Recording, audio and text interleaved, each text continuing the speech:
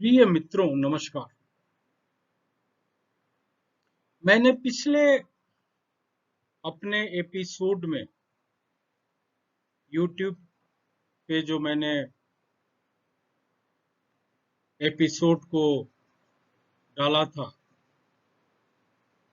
उसमें एक ब्रह्मांड की मैंने चर्चा किया था कि पूरे यूनिवर्स को ही भगवान कहा जाता है। पूरा ब्रह्मांड एक डिसिप्लिन में काम करता है और उसको डिसिप्लिन करने वाले को ही सनातन धर्म में, हिंदू धर्म में परम पिता परमेश्वर कहा जाता है। आज एक और बात कही जाती है, यथा पिंडे तथा ब्रह्मांडे, कि जहां पिंड है, जहां जीव है, जहां शरीर है, वहीं पे उसी में ब्रह्मांड एग्जिस्ट करता है। अब समझ नहीं आता है कि ब्रह्मांड हमारे शरीर में कैसे एग्जिस्ट करता है। जब हम वैदिक साइंस पढ़ते हैं तो वैदिक साइंस में इसके इस पे बहुत ज्यादा क्लैरिटी है।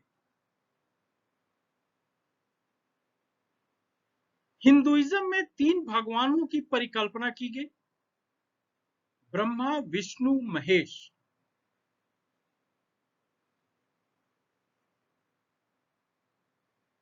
Brahma is the source of all the physical forms, the Sahasrasar that facilitates the birth of the living beings. ईश्वर कहते हैं कि मैं हर जीव के मस्तिष्क को, अपने अंश को डाल देता हूं, अपने आत्मा की ताकत को क्रियाशील कर देता हूं। उसके बाद जीवों के शारीरिक और मानसिक गुणों के अनुसार अलग अलग जीवों का जन्म होना शुरू हो जाता है। इस ब्रह्म को आइए इस चार्ट में देखें। इस ब्रह्म को माइंड कहा जाता है, जो हमारे शरीर के सबसे ऊपर एग्जिस्ट करता है। मां के गर्भ में सबसे पहले बुद्धि को विकसित की भगवान करते हैं, और जिस प्रोपोर्शन में जो क्वालिटी मां के अंदर होती है और पिता के अंदर होती है, वो दोनों क्वालिटी को पहले वो एक दूसरे के सम्मिश्रण करते हैं।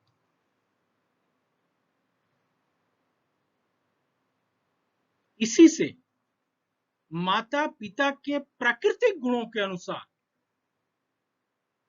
मां के गर्भ में बच्चे का ग्रोथ 3 महीने के बाद होना शुरू हो जाता है। ये वैदिक साइंस। दूसरा, विष्णु कहते हैं, विष्णु को पालनकर्ता कहते हैं। इस शरीर के चक्र में आप ध्यान से देखिए, इस कंठ को विष्णु कहते हैं। विष्णु मीन्स आपकी भाषा, आपके संस्कार, आपका ज्ञान, जो भाषा पे निर्भर करता है, इसी कंठ को विष्णु कहा जाता है। और तीसरा, जो सबसे जरूरी, सर्वोत्तम, सर्वशक्तिशाली है, उसको शिवा कहते हैं, जो अपनी एनर्जी दिल से पूरे शरीर को रिफ्लेक्ट करता है। ये तीनों ही भगवान की परिकल्पना प्रमुख रूप से हिंदू धर्म में की गई। ब्रह्मा, विष्णु और शिवा, महेश।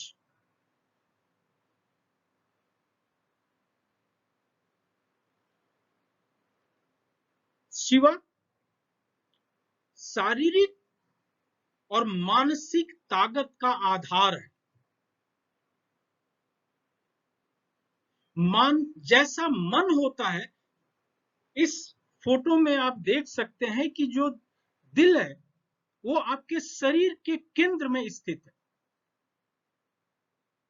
दिल जितना ताकतवर होता है वो लंग्स को प्योर करता है। लंग्स को प्राकृतिक गुणों का केंद्र कहा जाता है, नेचुरल क्वालिटीज का सेंटर कहा जाता है, नेचर का सेंटर कहा जाता है। और दिल को यूनिवर्सल एनर्जी का सेंटर कहा जाता है। जो वैदिक साइंस है, जो वैदिक स्पिरिचुअल साइंस है, वो हृदय, हार्ट और लंग्स को बॉडी का सेंटर मानता है। जितना हार्ट स्ट्रांग होगा वो ब्लड को उतना ही प्योर करेगा लंग्स के द्वारा। और इसी लंग्स से मन का जन्म होता है, ज्ञान का जन्म होता है। जैसा मन होगा वैसी ही भाषा होगी, वाणी होगी, क्योंकि इसी मन को ज्ञान कहा जाता है। आप यहां पे एक चीज देखिए कि जैसा दिल की ताकत होगी, लंग्स उतना ही ब्लड को प्योर करेगा, आपके नॉलेज को डेवलप करेगा। और जैसा ज्ञान होगा, नॉलेज होगा, वैसे ही आपकी भाषा होगी। इसीलिए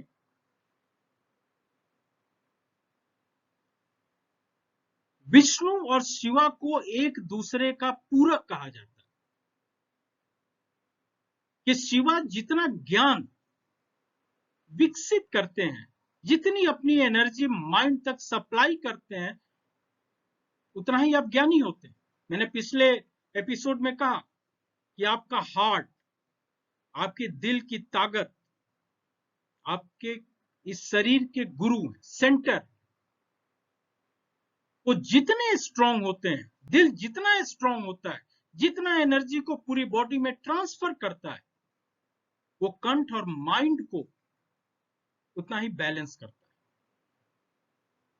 इसीलिए विष्णु का अर्थ यहां पे लिया जाता है भाषा से। विष्णु, भगवान विष्णु कोई मंदिर में नहीं है। भगवान विष्णु आपके कंठ में है, आपकी भाषा जो आपके ज्ञान से रिफ्लेक्ट होती है। जैसा ज्ञान होता है, जैसा मन होता है, वैसी ही आपकी भाषा होती है। इसीलिए हिंदुइज्म में शिवा और विष्णु को एक दूसरे का पूरक कहा जाता है। आइए एक अगला चित्र देखें। This body develops according to the purity and quality of the surroundings environment that constitutes the body, that is the earth, water, fire, air, and the space shall be pure. जैसा वातावरण होता है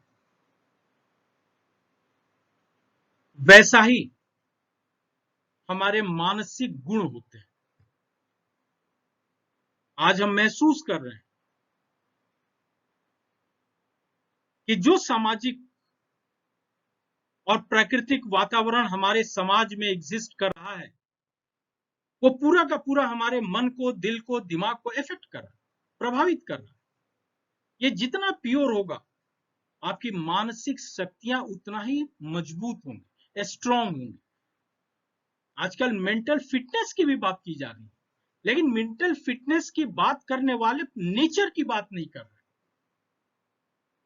वो नेचर, वो natural qualities, वो 5 great elements की qualities जो nature में एग्जिस्ट करता है, आपकी मेंटल पावर उसी क्वालिटी पे एग्जिस्ट करती है, उसी पे बेस करती है। जितना नेचुरल क्वालिटीज वीक होगा, जितना नेचर वीक होगा, पोल्यूशन बढ़ेगा, पानी का लेवल जमीन से नीचे जाएगा, वहां पे रहने वाले अपने आप मेंटली वीक होने लगते हैं। ये कोई एक्सरसाइज नहीं है कि आज हम एक्सरसाइज करें और कर मेंटली स्ट्रांग हो जाए, नहीं। एक्सरसाइज एक लिमिट तक आपके माइंड को सपोर्ट करता है, लेकिन वो नेचर का सब्स्टिट्यूट नहीं है, वो पानी का सब्स्टिट्यूट नहीं है, वो हवाओं का सब्स्टिट्यूट नहीं है, वो प्राकृतिक शुद्धता का सब्स्टिट्यूट नहीं।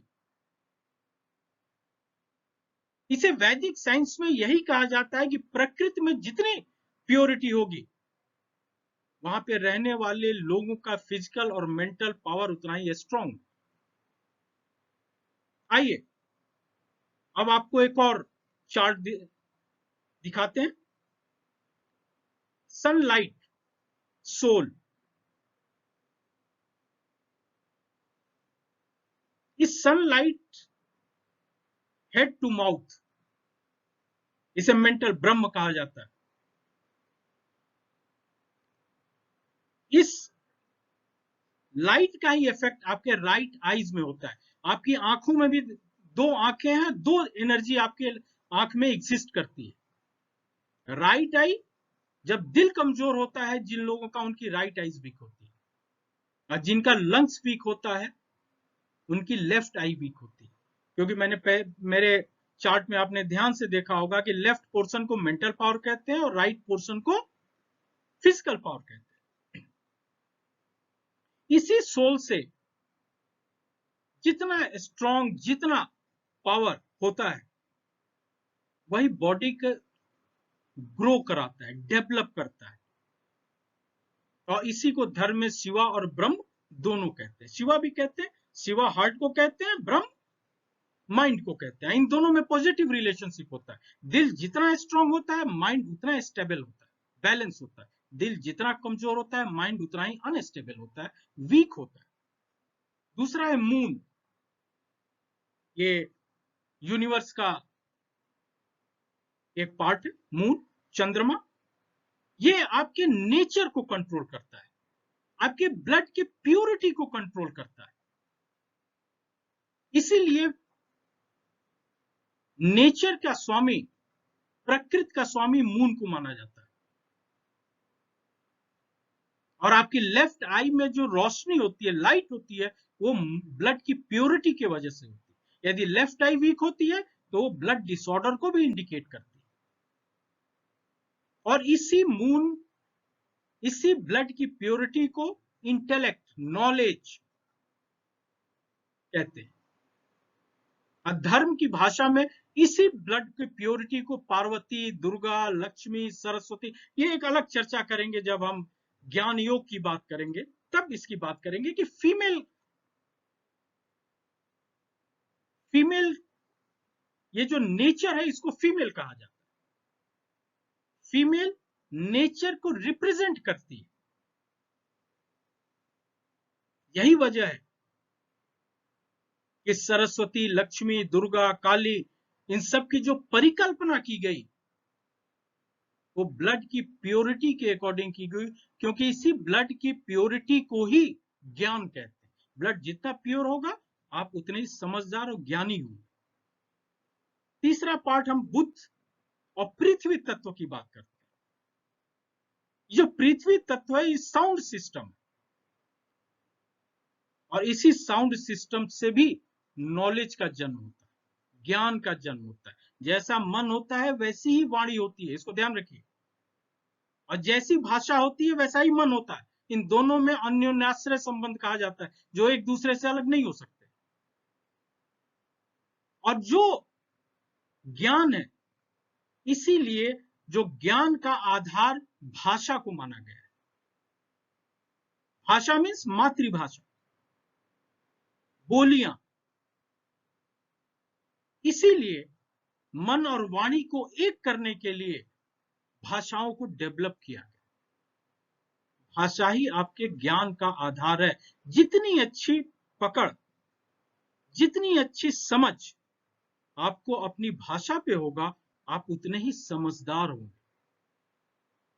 जब ज्ञान योग की मैं चर्चा करूंगा, तब आपको इसी भाषा के डिफरेंट कैरेक्टर पे बात करेंगे कि भाषा कैसे आपके व्यवहार को, आपके मस्तिष्क को इफेक्ट करती है। बाकी गुरु, स्काई, आकाश तत्व जिसे हम कहते हैं, वो कान से रिफ्लेक्ट होता है, इसकी ज्ञानेंद्रिया कान को माना जाता है, ये भी इंटेलेक्ट डेवलप करता है, ये भी आपको बैलेंस बिहेवियर डेवलप कर, जितना स्ट्रांग होता है आपके माइंड को उतना ही बैलेंस करता है। इसको गुरु बृहस्पति कहा जाता है। शुक्र फर्टिलिटी ऑफ द बॉडी, जो रिक्रिएशनल पावर कहते हैं, फर्टाइल माइंड कहते हैं, ये रिक्रिएशनल पावर आपके बॉडी के लोअर पार्ट में एग्जिस्ट करता है और ये सांसारिक सुखों को बताता है। जितना ही माइंड फर्टाइल होगा वो आदमी सांसारिक सुखों को उतना ही इंजॉय करता है, मेटेरियलिस्टिक अप्रोच को इंजॉय करता है। और लास्ट जो कि सबसे इंपॉर्टेंट माना जाता है, एयर, प्राण वायु, ये पैर में एग्जिस्ट करता है, ये आपके शरीर को टच करने से समझ में आता है। ये प्राण वायु से ही आपकी उम्र का भविष्यवाणी वो लोग करते हैं जो कुंडलियां वगैरह देखते हैं, क्योंकि जो प्राण वायु है ये आपके शरीर में नर्व्स और वेन्स को डेवलप करता है। ये जो पोल्यूशन बढ़ता है ये आपके नर्व्स को ब्लॉक करता है, वेन्स को ब्लॉक करता है। उसके बाद शरीर में न जाने कितनी बीमारियां अपने आप डेवलप हो जाती है। ये जो लोग कहते हैं कि पोल्यूशन से हार्ट की प्रॉब्लम होती है, लंग्स की प्रॉब्लम होती है, पोल्यूशन आपके शरीर के नर्व्स और वेन्स को ब्लॉक करता है। उसके बाद हार्ट से लेके शरीर के जितने ऑर्गन्स हैं वो अपने अपने स्ट्रेंथ और वीकनेस के अनुसार बीमार होने लगते हैं। ये स्पिरिचुअल सिस्टम है, स्पिरिचुअल मॉडल है। और इसी एयर को, आकाश या प्राण वायु को धर्म की भाषा में यमराज कहा जाता है। अगली और लास्ट एपिसोड, मैंने अभी कहा कि शिवा की ताकत से ही कंठ, भाषा का विकास होता है। दिल जितना स्ट्रांग होगा भाषा उतनी ही विकसित होगी, और भाषा जितनी सभ्य होगी, अच्छी होगी, भाषा का ज्ञान जितना अच्छा होगा, दिल उतना ही इफेक्टिव होगा। इसीलिए हिंदुइज्म में भगवान राम, भगवान विष्णु, शिव को अपना गुरु मानते हैं, भगवान मानते हैं, और शिव भगवान विष्णु को अपना भगवान मानते हैं, क्योंकि दोनों एक दूसरे के पूरक हैं। बिना ताकत, फिजिकल पावर के ज्ञान का कोई मतलब नहीं, और बिना ज्ञान का फिजिकल पावर का कोई अर्थ नहीं। ये दोनों एक दूसरे के पूरक हैं, एक दूसरे को ताकत देते हैं, तभी हम लोगों का शरीर सरवाइव करता है। यही यूनिवर्सल रिलेशनशिप है, यही धर्म का और आपके शरीर से रिश्ता है। भगवान विष्णु मंदिर में ही नहीं है, भगवान विष्णु आपकी भाषा है, आपके ज्ञान है, आपके बोलने की तमीज है, आपके कल्चर है, आपके संस्कार हैं, उन्हीं को भगवान विष्णु कहा जाता है। और जितना आपका व्यवहार स्थिर है, वो स्थिरता शिव, दिल अपनी ताकत से डेवलप करते हैं। यही धर्म है। इसलिए धर्म आपके शरीर में है, बाहर नहीं है। अपने शरीर की फिट करने के लिए, उसको शुद्ध करने के लिए, उसको परफेक्ट करने के लिए आप लोग इन दोनों की आराधना करिए। फिजिकल पावर के लिए मैंने पिछले एपिसोड में बता चुका हूं कि 3 ही योग हैं, पद्मासन में बैठना, चरण स्पर्श करना और हाथ जोड़ना। इससे बड़ा कोई योग नहीं है। ये तीनों योग आत्मा की एक्सरसाइज है, दिल की एक्सरसाइज है, जो आपके कंठ और माइंड को बैलेंस करते हैं, और आपकी भाषा आपके माइंड के डायरेक्ट सही दिशा में प्रयोग करती है। इसलिए धर्म बाहर नहीं, धर्म आपके शरीर में। नमस्कार, धन्यवाद, जय हिंद।